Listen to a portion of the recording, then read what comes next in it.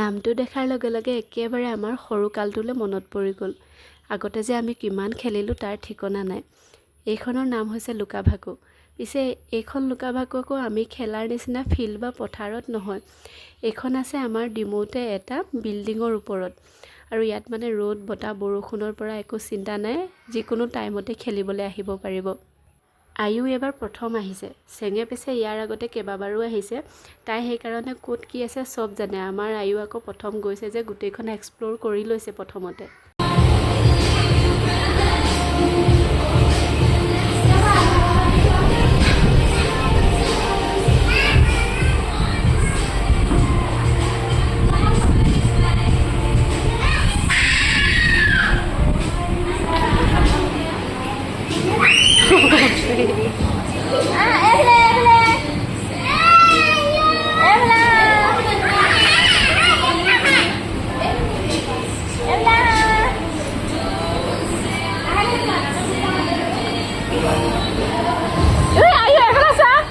আয়ু কেনেকুৱা লাগিছে?